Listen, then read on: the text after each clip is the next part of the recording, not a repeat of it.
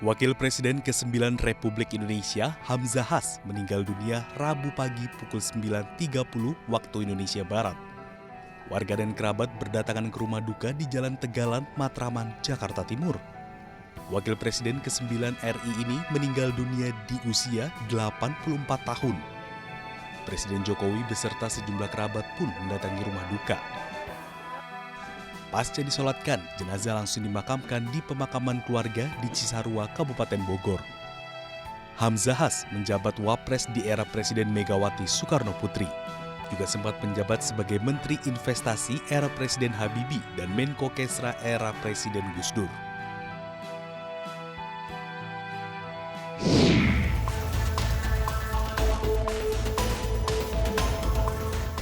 Diptit Narkoba Bareskrim Polri mengungkap peredaran gelap narkotika jenis sabu dengan total 157 kg.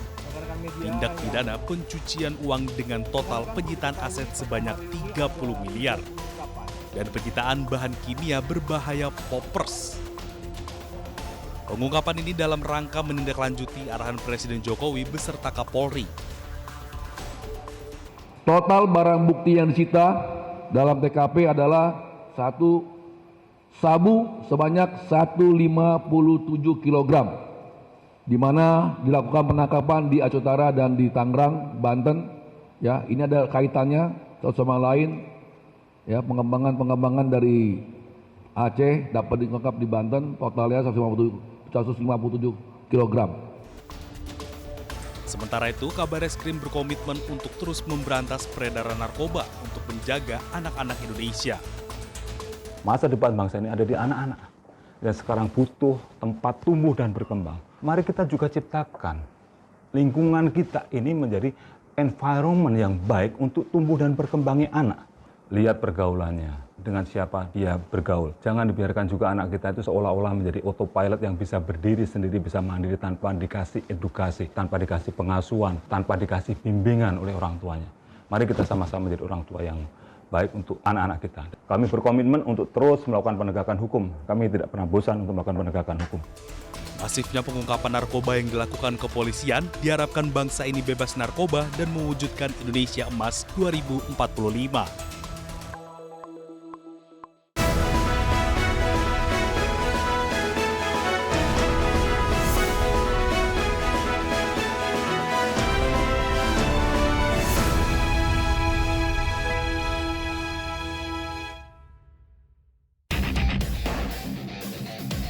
Sobat, saya Abraham Silaban. Saya punya komitmen untuk terus mengawal kasus tewasnya Vina Eki. Saya tak jemu-jemu untuk mencari fakta-fakta di lapangan. Harapan kita terkabulnya PK Saka menjadi jalan keluarnya 7 terpidana ini. Amin. PK Saka Tatal ini sebenarnya tidak usah pakai novum. Ya, dari putusan saja diuraikan lagi. Ya, ini sebenarnya tidak layak ini dilakukan orang Polri sebenarnya.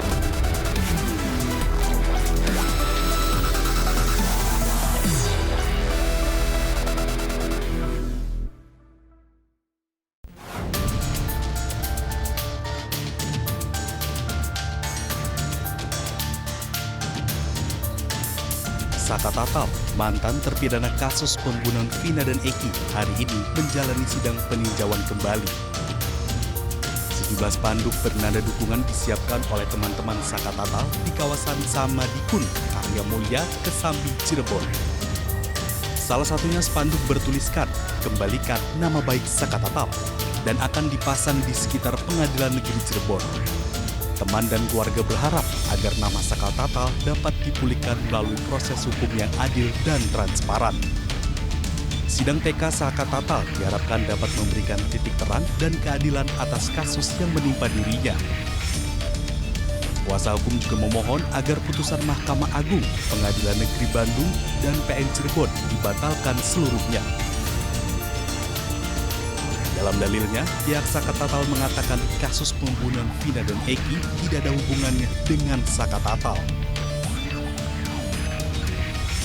Pihak Saka Tatal juga menyampaikan temuan bukti baru atau novum dalam persidangan. Sejumlah novum tersebut diantaranya foto Eki dan hasil otopsi yang menunjukkan tidak ada hubungannya dengan Saka Tatal. Kemudian kurang lebih 13 pengacara hadir pada hari ini dari kantor Krisnamurti, Farhad Abbas dan Ibu Titin. Sidang ini telah sebagian besar menyelesaikan pembacaan memori peninjauan kembali yang mana akan dilanjutkan dengan penambahan memori peninjauan kembali. Ada berapa nopung, Bang? Ada berapa nopung, Bang? Masih ada tambahan yang Nopungnya nggak ada, ya kan, cuman hanya ada beberapa tambahan terkait masalah penerapan hukum dan sebagainya. Jadi itu yang kita teruskan nanti setelah makan siang. Total berapa poin? Totalnya ada 17 itu. Ada 17 halaman. Ada 17 halaman. Tambahannya 17 ada halaman. tambahannya ada 17 halaman. Iya. Pengadilan Negeri 1 Cirebon menunjuk 3 hakim untuk sidang peninjauan kembali Saka Tatal yang dilaksanakan hari ini. Antara lain Rizka Yunia SH, Galur Rahma Esti SH, dan Justisia Permatasari SH. Selain 3 hakim PN1 Kota Cirebon juga menyiapkan 1 jaksa Asep Sunarsa.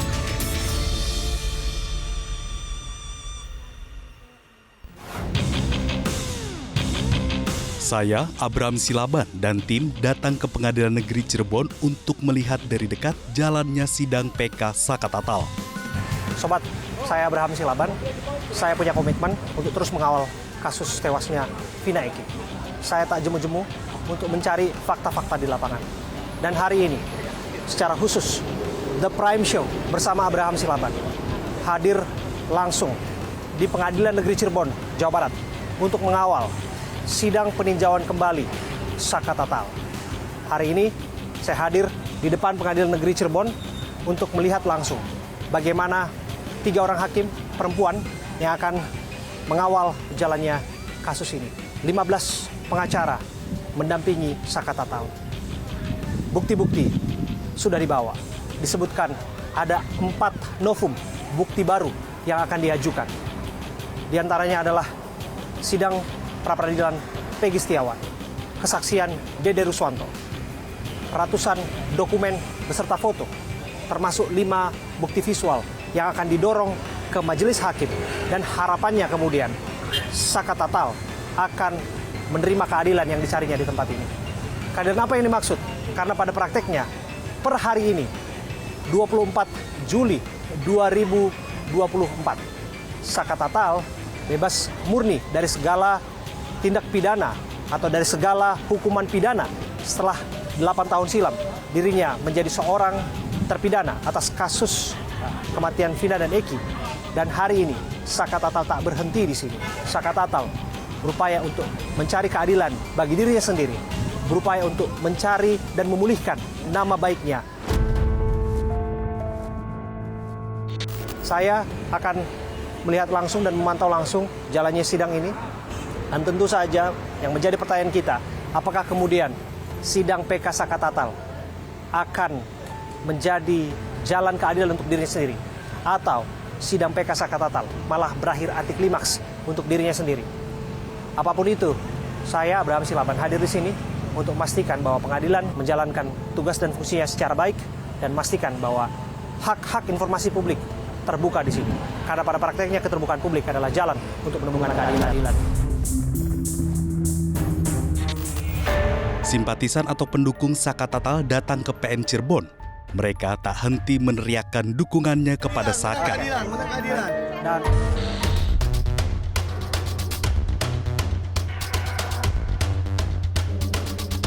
ramai sekali. Dengan Mas siapa, Mas?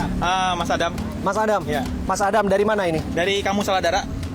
Ini apa itu? Ini teman kecilnya Saka nih yang pakai ini, teman-teman kecil Saka. Oh, Anda teman kecilnya Ya, Saka. betul. Oke, dan Anda menggunakan baju ini. Ini Perkasa, perjuangan keadilan Saka.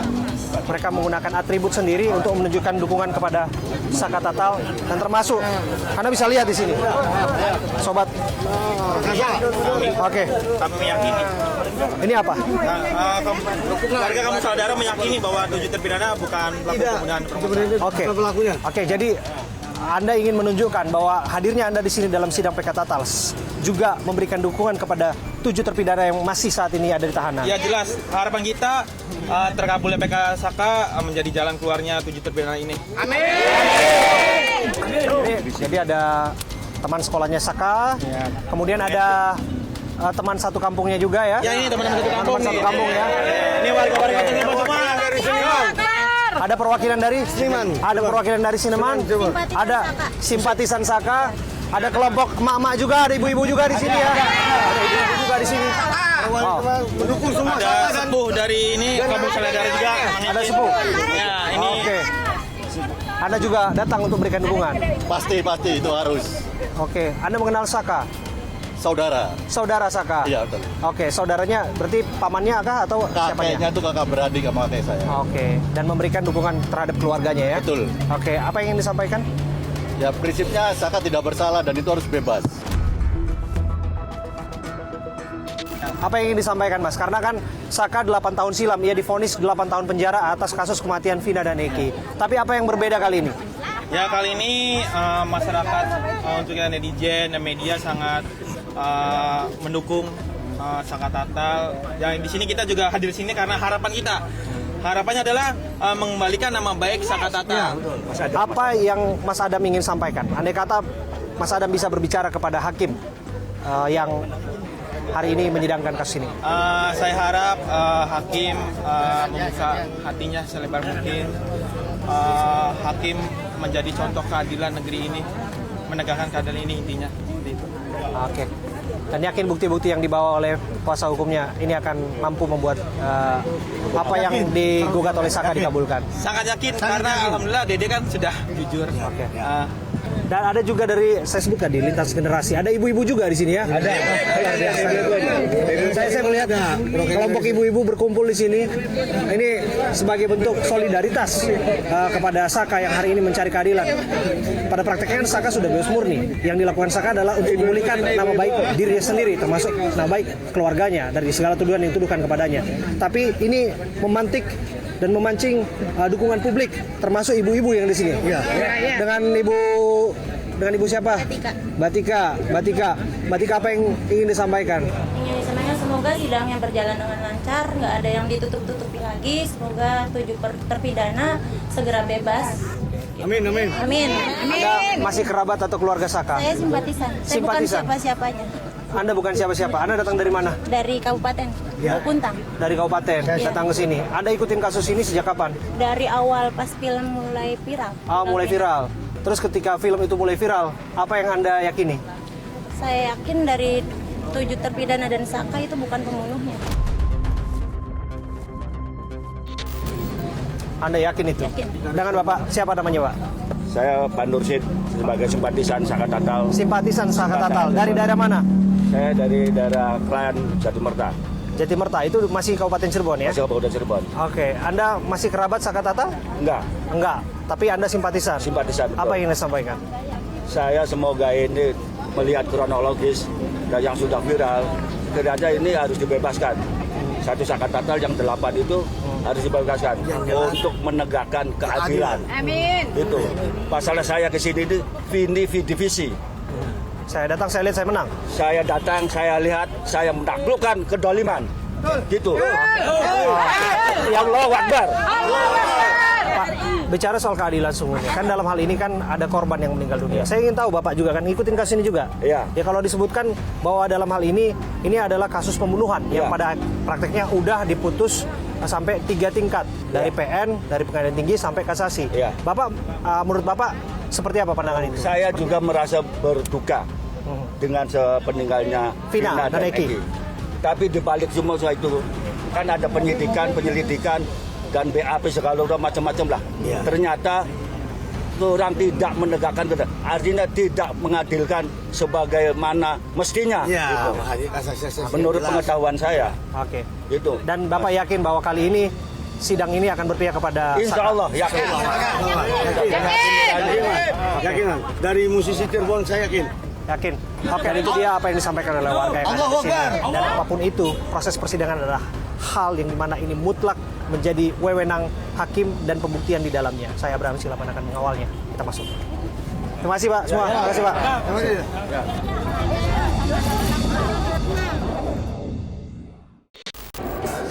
PK Sakatatal ini sebenarnya tidak usah pakai novum, ya.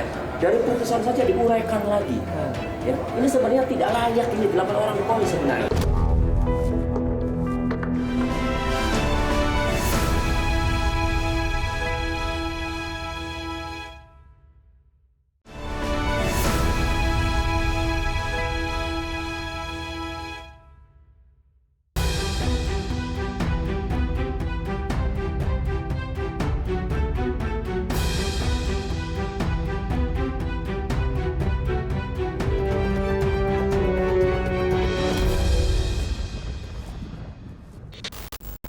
Sobat saya Abraham Silaban, saya ada di depan ruang sidang Cakra, di mana Hakim Ketua Rizky Yunia bersama 2 hakim lainnya yang bertugas untuk kemudian menjadi pengadil dalam sidang memori PK Sakatatal. Saya harus ceritakan bahwa di tempat ini tidak semua pihak bisa mengaksesnya, dan para pengunjung yang tidak bisa masuk ke dalam ruang sidang, mereka ada di tempat duduk yang disiapkan oleh Pengadilan Negeri Cirebon, dan saya menjadi saksi di sini. Saya menjadi saksi bagaimana kemudian banyaknya dukungan yang juga mengalir di sini, bukan hanya dari pihak kuasa hukum atau penasihat hukum Sakatatal, tapi dari berbagai elemen masyarakat. Tadi saya sudah melihat berbagai elemen masyarakat memberikan dukungan, baik itu dari teman SD, teman satu kampung, simpatisan yang nggak pernah kenal saka dan sebagainya. Tapi mereka malah memberikan dukungan untuk kemudian Sakatatal mendapatkan keadilan di tempat ini. Dan salah satu pihak yang juga memberikan dukungan di sini, dan kami melihatnya juga adalah Bung Tony RM. Bung Tony RM, pengacara Peggy Setiawan. Ya. Bung Tony, Anda hadir di sini ya? Iya. Oke. Bung Tony, saya harus sampaikan bahwa apa yang pernah saya bahas dengan Anda pada hari ini, kita patut apresiasi Pengadilan Negeri Cirebon. Karena apa? Karena sidang pada akhirnya dibuka secara live.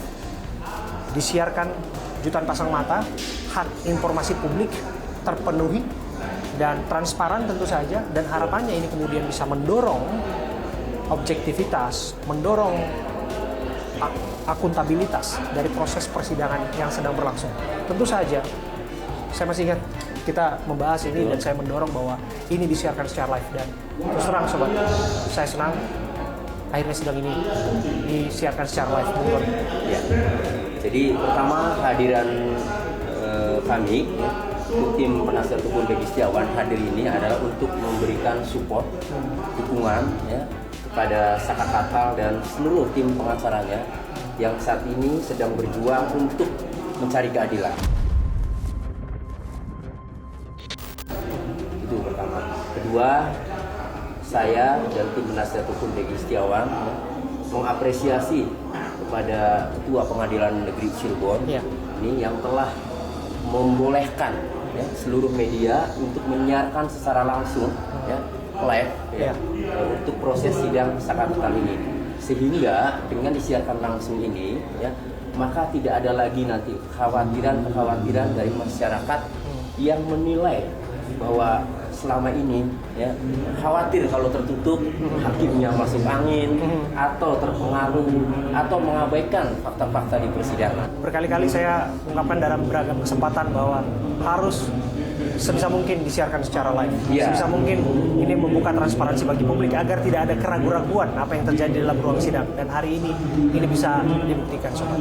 Kami gembira, tapi tentu saja pekerjaan tak usai karena mengawal jalannya sidang itu adalah tugas bersama, memastikan bahwa apa-apa yang terjadi dalam ruang sidang ini tentu saja kita harus soroti terus, dan pada praktiknya kita berikan keluasan kepada hakim ya, Kang Tony ya, secara objektif, secara independen, untuk kemudian nanti bisa memeriksa apa-apa saja novum yang diajukan oleh pihak Sakatatal ya. Iya.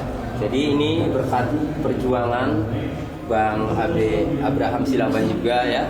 Jadi dalam sering diskusi sama kami mendorong agar sidang ini bisa disiarkan secara live. Betul. Saya langsung ke perkara kepada Anda. Anda ada di sini. Anda kuasa hukum Peggy Setiawan. Salah satu yang diajukan oleh kuasa hukum sebagai novum adalah hasil pra-peradilan Pengadilan Negeri Bandung waktu itu yang membebaskan klien Anda, Peggy Setiawan.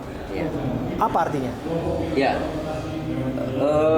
jadi Peggy Setiawan yang sudah dibatalkan ya penetapan tersangkanya kan dianggap oleh penyidik itu adalah Peggy alias Peron. Betul. Nah, kemudian kalau Peggy alias Peron itu ya diidentikan oleh dengan Peggy Setiawan dan sudah ada putusan bahwa itu adalah dibatalkan penetapan tersangka, maka pemahaman dari PH Sakatatal ini, nah, berarti ini nggak benar ini kan DPO-nya, kan begitu. Nah, jadi silakan nanti majelis hakim yang akan menilai ya dengan dalil dari PH Sakatatal dengan mencantumkan di antaranya nokumnya yaitu putusan pra peradilan, nanti biar hakimlah yang menilai. Tapi paling tidak kami sangat mendukung ya.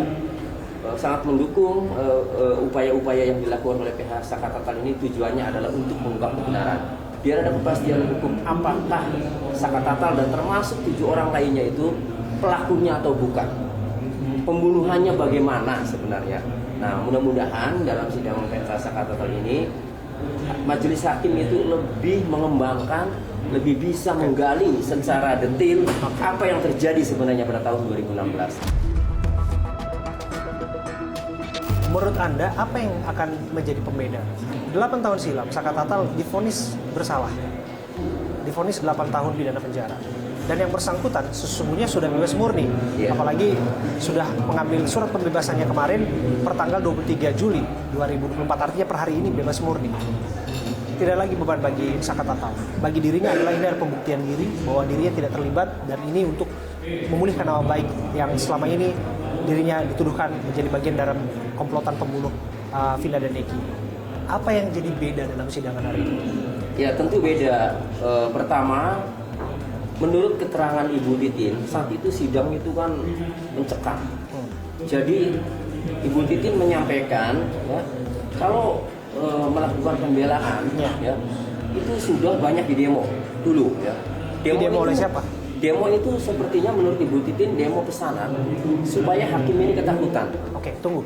Agar memvonis sesuai dengan keinginan. Artinya waktu itu simpati publik pada korban begitu tinggi kepada Vina dan Eki, dan waktu itu secara bersama-sama menuding waktu itu bahwa 8 terpidana ini sebelum itu adalah pelakunya. Persidangan mereka adalah pelaku. Iya. Nah sekarang ini perbedaannya berubah. Sekarang ini berubah. Masyarakat sudah mengawal, media semuanya sudah mengawal, netizen sudah mengawal, sehingga ini tentu berbeda situasinya. Oleh karenanya dengan situasi yang berbeda ini, ya kami berharap majelis hakim bisa mempelajari ya, dari data per data, dari fakta-fakta ya, sehingga bisa memutus secara arif dan bijaksana. Kalau dibaca dari putusan pengadilan ya, atas nama 8 terpidana itu memang terlalu sederhana ya. Pembuktiannya terlalu sederhana. Tidak ada pembuktian scientific evidence. CCTV tidak dibuka, sidik jari tidak ada. Untuk profil kasus pembunuhan berencana ya. DNA. Kenapa kok bisa diputus saat itu? Itu karena dulu ya, tidak dikawal oleh publik. Nah sekarang ini ya dengan dikawal oleh publik, mudah-mudahan bisa dievaluasi putusan yang terdahulu dan akan ditentukan nanti di putusan PK ini. PK Sakatatal ini sebenarnya tidak usah pakai nokum ya. Dari putusan saja diuraikan lagi. Ya, ini sebenarnya tidak layak ini 8 orang divonis sebenarnya. Untuk alasan PK itu ada 2 alasan, ya.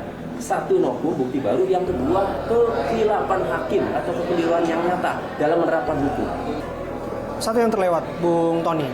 Persidangan hari ini tentu saja upaya mencari keadilan yang dilakukan oleh Sakatatal, mantan terpidana dalam kasus ini. Tapi di sisi lain, ada juga anggapan bahwa ini tidak memikirkan rasa simpatik terhadap keluarga korban, yang mana Vina dan Eki tewas dalam kasus ini.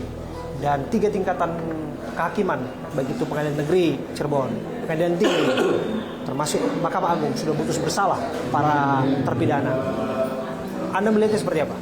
Saya sangat empati dan menyampaikan sering turut berduka juga kepada keluarga Vina.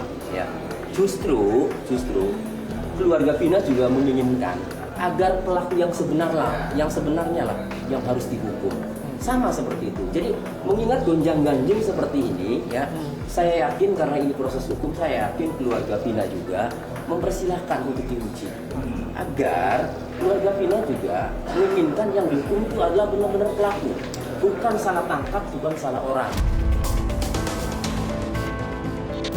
Termasuk membuktikan apakah seperti yang dituduhkan bahwa ini kecelakaan tunggal atau sungguhnya memang ada pelaku lain bukan para terpidana ini ya? Ya, nanti akan terungkap ini. Jadi kan yang pertama terungkap ini apakah itu kecelakaan ataukah pembunuhan. Kalau pembunuhan, ya khusus sidang Saka Tatal ini, Saka Tatal terlibat atau tidak. Nah itu dulu. Nah ini putusan Saka Tatal ini menjadi penentu, ya, akan membuat terang apakah pembunuhan, apakah kecelakaan. Kalau pembunuhan, Saka Tatal terlibat atau tidak. Kalau tidak terlibat, maka nanti penyidik harus mencari pelaku yang sebenarnya. Dan kalau tidak terlibat, PK-nya dikabulkan, maka angin segar juga untuk 7 terpidana lainnya untuk bisa mengajukan peninjauan kembali.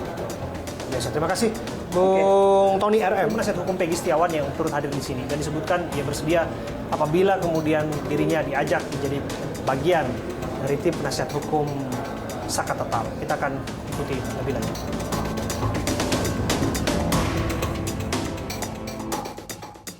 Saya sih yakin lah bahwa semoga ini bisa menang lah Saka dan juga semoga kebohongan bisa terungkap lah.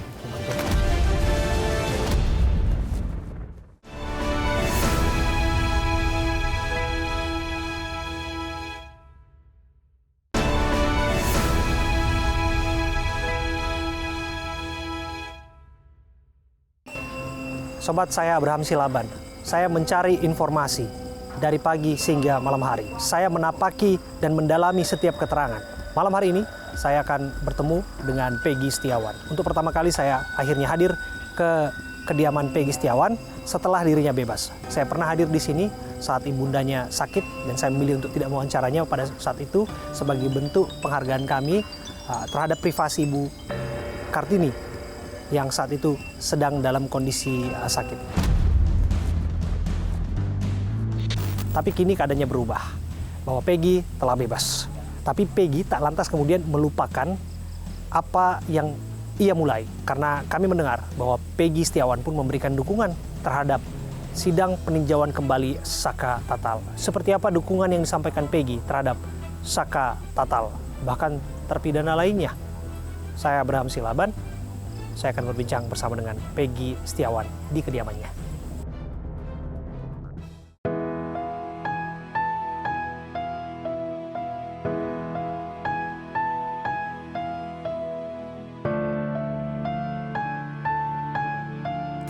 Sobat, saya ada di Desa Kepompongan, Kecamatan Talun, Kabupaten Cirebon, Jawa Barat. Duduk bersama dengan Peggy Setiawan dan dari sekian lama akhirnya bisa berkunjung ke kediaman Peggy. Peggy, apa kabar, sehat? Baik, alhamdulillah sehat, Bang. Terima kasih sudah menerima kami. Sama-sama, Bang. Iya, karena kita membalas kunjungan Peggy, main ke studio The Prime Show di program saya. Dan hari ini kita pindahkan studionya ke kediaman Peggy Setiawan di Cirebon. Karena hari ini memang muara pemberitaan semua ke Cirebon kaitannya dengan sidang peninjauan kembali Saka Tatal. Gimana Peggy? Ngikutin nggak tadi? Saya sangat ngikutin sekali, Bang. Jadi tadi saya pas sidang itu saya lalu ngikutin, selalu memberikan doa terbaik buat mereka, terutama buat Saka Tatal. Semoga bisa mendapatkan keadilan lah. Semoga bisa mendapatkan keadilan dan adil seperti itu. Oke, berarti tadi nonton ya? Nonton. Dan tanggapannya tadi seru nggak atau seperti apa? Tanggapannya seru sih. Jadi saya sih yakin lah bahwa semoga ini bisa menang lah Saka dan juga semoga kebohongan bisa terungkap lah. Kenapa seru? Tentu ada yang dinanti. Iya. Kalau nggak seru, tentu biasa-biasa saja. Dan seru ini juga kaitan dengan banyaknya dukungan, Peggy. Tadi saya hadir di sana dan menyaksikan berbagai elemen masyarakat. Ada yang teman satu SD, ada yang teman satu kampung, ada yang kerabat, bahkan ada yang simpatisan yang nggak kenal sama sekali Saka. Mereka datang ke sana, mereka menggunakan atribut yang sama, istilahnya perkasa gitu ya, untuk memberikan dukungan kepada Saka Tatal. Peggy sudah ketemu dengan Saka Tatal ya? Sudah. Dan berapa kali kesempatan sudah bertemu? Sudah. Saya juga lihat Saka Tatal juga datang ke rumah Peggy ya waktu itu ya, ketika awal-awal Peggy dibebaskan dari tahanan waktu itu. Benar. Seberapa dekat dengan Saka Tatal setelah akhirnya ketemu? Karena kami dengar bahwa Peggy sungguhnya satu panteran bukan Sakanya, tapi dengan kakaknya. Jaka Putra itu. Iya, sama Jaka Putra. Bisa cerita sedikit? Ya setelah setelah saya bebas kan kemarin saya sering ketemu di program-program TV. Contoh di kemarin kan ada di beberapa TV, terus juga waktu hari mereka kesini minta doa bareng bersama seperti itu. Jadi kedekatannya setelah saya setelah masalah ini kan agak dekat seperti itu. Oke. Saling mendukung lah seperti itu. Oke. Dan ternyata Peggy dalam pengajuan peninjauan kembalinya ada novum atau bukti baru yang dikaitkan dengan Peggy, yakni putusan pra peradilan yang pada saat itu membebaskan Peggy Setiawan. Dan bukti baru ini jadi pegangan penasihat hukumnya Saka Tatal untuk kemudian mereka berharap keadilan. Tanggapan Peggy seperti apa? Tanggapan saya pribadi saya sangat mendukung sih. Jadi ya semoga aja hakim itu bisa memiliki hati nurani lah. Semoga kebenaran bisa terungkap. Apa yang ingin Anda sampaikan kepada Saka Tatal? Saya ingin mengucapkan lebih semangat kepada Saka Tatal. Jika memang Anda tidak bersalah, ayo tunjukkan, jangan pernah takut pada siapapun, dan kita tunjukkan bahwa kita benar, jangan pernah takut meskipun resikonya sakit ataupun mati sekalipun, kita tetap berjuang perjuangan itu. Karena kita harus membutuhkan perjuangan sih. Jangan pernah membohongi publik, jangan pernah membohongi keluarga, dan jangan pernah membohongi semuanya. Mari kita tunjukkan bahwa kita itu benar. Oke. Apakah Peggy juga berencana untuk memberikan dukungan moral di sidang berikutnya? Insya Allah, misalkan ada kesempatan, insya Allah saya memberikan dukungan moral. Andai kata kemudian diminta untuk bersaksi di hadapan Pengadilan Negeri Cirebon sebagai penguat novum ataupun bukti, siap? Insya Allah saya akan memberikan apa yang saya tahu, seperti itu sih. Kalau misalkan dia memang itu berkaitan dengan saya memberikan yang saya tahu. Namun jika memang itu tidak ada kaitan dengan saya tidak bisa memberikan apapun seperti itu sih. Oke. Tanggapan Peggy seperti apa? Bahwa nasibnya bukan hanya Saka Tatal di sini. Ternyata di situ juga ada nasib para terpidana lain yang menanti adanya putusan yang baik untuk mereka. Tanggapan saya sangat senang sih. Jadi saya sangat mendukung. Karena jika memang mereka tidak bersalah, ayo kita berjuang. Jangan pernah takut seperti itu sih. Termasuk Peggy juga mendengar keterangan dari Dede ya. Iya. Apa yang disampaikan Dede ini juga mengejutkan publik. Saya sangat mengapresiasi sih, sangat hormat sekali Pak Dede karena dia luar biasa. Dia mau mengungkapkan kebenaran meskipun resikonya itu berat sekalipun. Tapi saya salut sama Dede. Semoga ada orang-orang yang sama seperti Dede itu yang mau mengungkap kebenaran meskipun tahu resikonya itu berat. Meskipun kemudian dia berani menggadaikan dirinya harus masuk penjara demi yang lain dikeluarkan. Iya, benar. Saya masih ingat waktu Peggy sempat mengatakan, saya rela mati. Saya tidak melakukan apa yang dituduhkan dan sebagainya. Ternyata semangat ini saya lihat tertular. Dan tertularnya belakangan saya juga melihat ini ke Dede. Iya, alhamdulillah benar. Jika bisa berbicara kepada Dede, apa yang ingin disampaikan? Ya, saya ingin mengucapkan terima kasih banyak deh karena kamu berani mengungkapkan kebenaran ini. Semoga kamu bisa terus maju, terus bisa mengungkapkan kebenaran ini agar supaya kebenaran itu bisa segera terungkap. Oke. Terakhir, Peggy, apakah komunikasi juga dengan Saka Tatal dalam sidang ini atau setidaknya keluarganya? Saya kemarin tadi habis tadi siang saya hanya berkomunikasi dengan si Jaka, kakak dari Saka Tatal. Oke, apa yang disampaikan kepada Jaka? Saya mengucapkan untuk menyupport dia, mendoakan yang terbaik lah untuk si Saka, semoga Saka mendapatkan keadilan.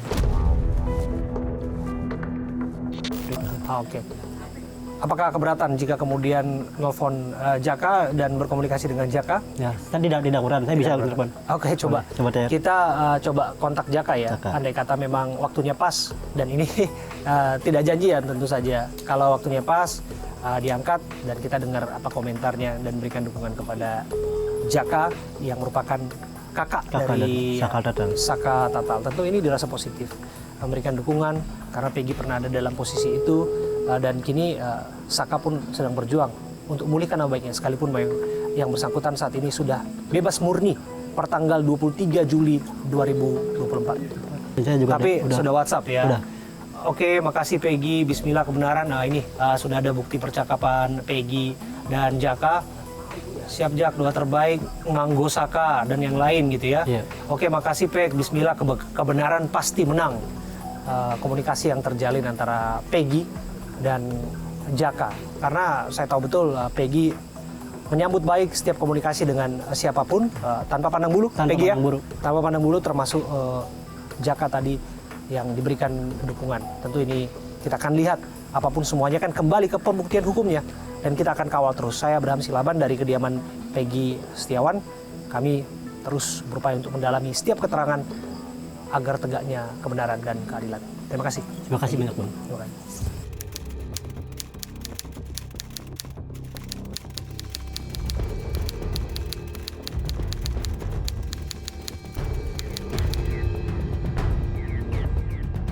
Ya, Jak. Selamat ya, Jak. Tadi sidang gimana? Saya di sini ada Bang Abraham Silaban.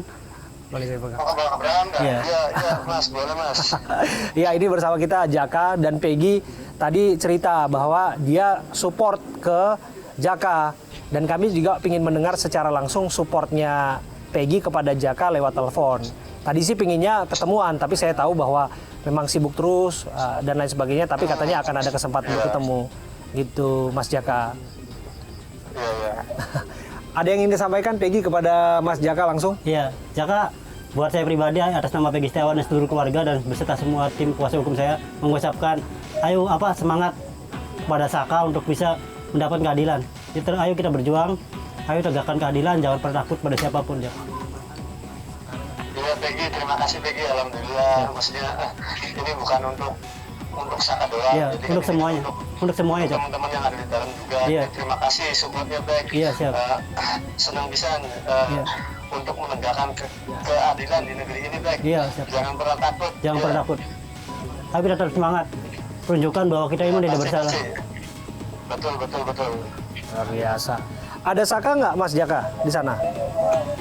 Saka lagi tidur Mas. Oh ya sudah, nggak apa-apa, istirahat nggak apa-apa. Yang penting sampaikan salam kami ya, sampaikan salam Peggy juga salam ya. Ya, Jak, sampaikan salam saya kepada Jaka. Oke, siap. Diatur. Ya, Jak. Boleh. Siap. Ditunggu man. Boleh. Oke, siap. Jak, saya titip salam buat Saka, saya dan keluarga dan semua tim kuasa hukum saya titip salam buat Saka, buat semoga Saka bisa tetap kuat dan bisa tetap berani untuk mengungkapkan kebenaran. Seperti itu, Jak. Siap ya, ntar disalamin Bek. Makasih Bek. Iya, sama-sama. Ya Mas Abraham, makasih banyak Mas Abraham. Siap. Kami terus kawal. Terima kasih ya Mas Jaka ya sekali lagi ya. Assalamualaikum Mas Jaka. Salam buat Saka dan keluarga. Waalaikumsalam. Ya Pak, siap ntar disampaikan. Beliau sangat dirugikan dan merasa dipitnah, sehingga akan menempuh upaya hukum secara pidana.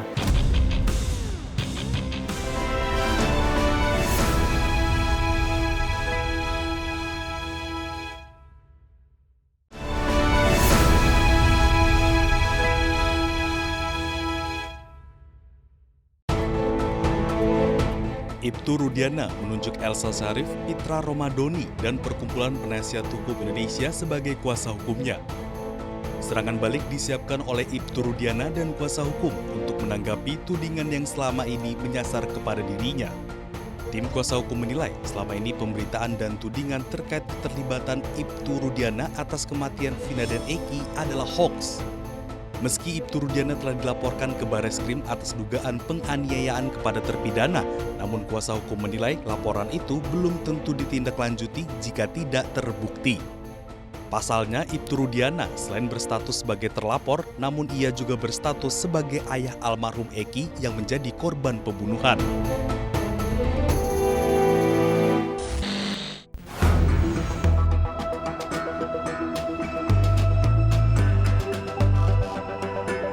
Terima kasih, Bung Pitra. Bung Abraham. Iya, sehat Bu. Alhamdulillah sehat. Gimana Ibtu Rudiana? Kenapa beliau ini tidak berbicara ke media? Karena kasusnya ini sudah ditangani oleh penyidik Polda Jawa Barat. Tentunya apapun itu ya, proses penyidikan yang sedang berlangsung itu yang berkapasitas dan berwenang menjawab itu adalah bidang humas. Kenapa?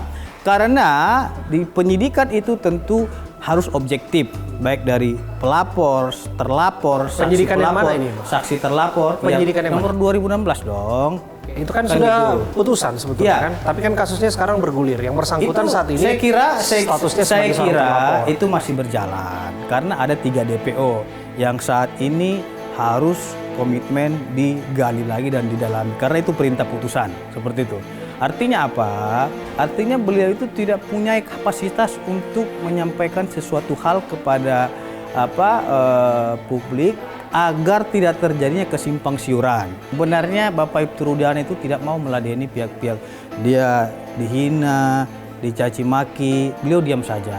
Akan tetapi karena memang sudah keterlaluan sampai dilapor ke polisi, dibuat lagi seolah-olah beliau itu merekayasa cerita, tentunya beliau itu melakukan hak hukumnya. Jelas ya, beliau sangat dirugikan dan merasa dipitnah, sehingga kita akan menempuh upaya hukum secara pidana. Tapi yang kita tunggu adalah kehadiran Ibtu Rudiana di muka umum, tentu saja Ini kami nanti menyampaikan akan keterangan. spesial report kepada Bung Abe. Kita kasih. Kita tunggu. Karena upaya pencarian Ibtu Rudiana terus kami lakukan, dan Bung Pitra juga tahu bahwa kami punya itikat untuk menjalin komunikasi kepada Ibtu Rudiana, dan kami lakukan itu perlahan tapi pasti, dan kami juga tidak ujuk-ujuk datang, dan upaya ini adalah upaya yang baik untuk kemudian memberikan keterangan sejelas-jelasnya tentang apa sebetulnya yang terjadi. Betul ya, Pak Pitra ya? Kalau memang tidak ada yang disembunyikan, kalau memang merasa benar dan difitnah dan lain sebagainya, saya pikir tidak lagi alasan untuk kemudian menutup diri. Terima kasih. Terima kasih, Bung Abraham. Terima kasih.